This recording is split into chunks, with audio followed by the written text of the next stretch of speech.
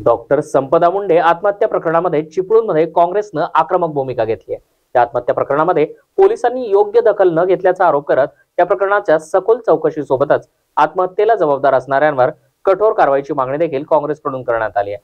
याबाबत रत्नागिरी जिल्हाध्यक्ष सोनलक्ष्मी गाग यांच्या नेतृत्वाखाली काँग्रेसकडून प्रांताधिकाऱ्यांना निवेदन देण्यात आलंय।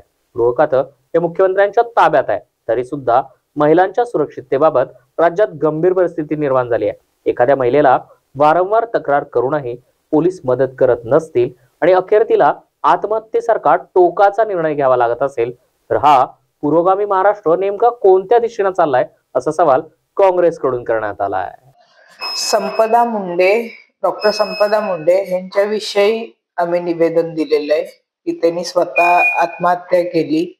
काय लोकांच्या अत्याचाराला कंटाळून फलटण येते, त्यामुळे आम्ही ते निवेदन दिलेलं आहे। काय म्हटलं निवेदनात, काय मागणी?